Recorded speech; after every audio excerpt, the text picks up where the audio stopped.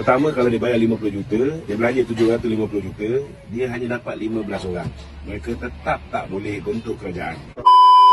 Hari ini saya nak beritahu dengan tuan-tuan, memang ada langkah Dubai ke, langkah sumbang, yang pasti semua ni semua langkah sumbang kerana semuanya adalah usaha yang membazir masa. Saya nak beritahu dengan tuan-tuan, memang ada rumus, ada kabar angin mengatakan Raim nak belanja sampai 750 juta. Tuan-tuan, Raim dia bukan bodoh.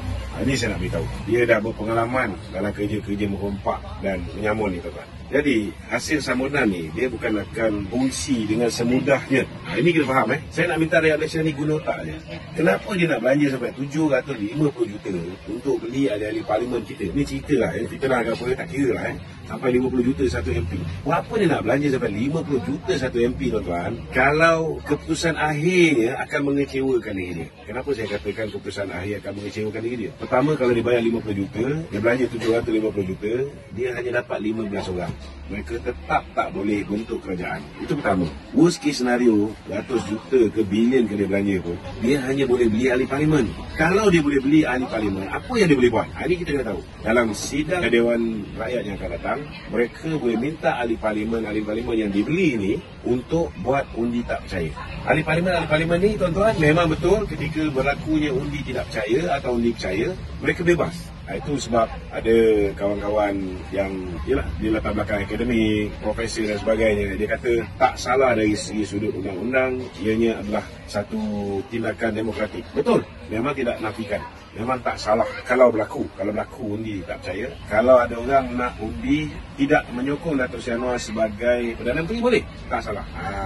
Cuma je tuan-tuan, kenapa Raim nak belanja beratus juta ni semata-mata untuk jatuhkan Anwar, tapi tak boleh nak lantik orang yang dia percayai untuk diangkat menjadi Perdana Menteri? Saya nak beritahu ada dua sebab kenapa tak boleh. Sebab pertama, mereka tak boleh lantik seorang Perdana Menteri baru ialah kalau berjayalah langkah Dubai ke langkah sumbang, dia ada cukup 112 orang. Bila dia cukup 112 orang, dia nak lantik seorang Perdana Menteri baru, tak kira lah. Dia gambarkan macam-macam, ada yang kata Sarawak lah, tapi Datuk Seri Fadilah semalam dah nafikan dan dia kata ini semua kerja drama je. Kita tak ada masa nak layan drama ni, kita nak kumpulkan perhatian jaga rakyat. Kalaupun ada lebih 112 tuan-tuan, nak angkat seorang Perdana Menteri, mestilah dengan kuasa yang di Pertuan Agong. Itu sebab tuan-tuan, jangan bazir masa. Lebih baik kita malam ni kita tumpu perhatian, nak buat majlis doa selamat ke sempena tahun baru ke apa benda, buat. Cuma nak angkat Perdana Menteri, mestilah dengan kuasa yang di Pertuan Agong. Ketika berucap merasmikan sidang Dewan Rakyat, ke bawah duli tuanku yang di Pertuan Agong, Sultan Abdullah sudah menyatakan di bawah pentadbiran beta ada 4 orang Perdana Menteri, Mahathir, Muhyiddin, Datuk Seri Ismail Sabri dan Datuk Seri Anwar. Dan tuanku kata beta berharap inilah Perdana Menteri yang terakhir di zaman pentadbiran beta. Maknanya dia mengharapkan supaya tidak ada lagi pertukaran. Tuan-tuan, ini tuanku announce dan dah diwawarkan seluruh dunia tuan-tuan, pendirian tuanku. Jadi tak mungkin benda ini berlaku. Saudara, cuba tuan-tuan bayangkan, dia boleh beli ahli parlimen, dia nak beli Agong. Berapa banyak? 500 juta. Ingat apa? Boleh ubah pendirian, sanggup berhadapan dengan risiko dicemuh rakyat. Tuan-tuan, dulu ketika tuanku terpaksa mengambil keputusan mendaruratkan negara, macam-macam kritikan yang terpaksa baginda tuanku hadapi. Hari ini kita dah tenang, kerajaan stabil, lebih 2/3. Takkan tuanku nak mengubah ayat dia, nak menukar ayat dia yang sebelum ni baginda mengatakan bahawa baginda tidak mahu lagi melihat ada perubahan kerajaan dalam pentadbiran baginda. Tiba-tiba hari ini baginda nak tukar prinsip tersebut, ketetapan tersebut. Orang akan beranggapan macam-macam tuan-tuan.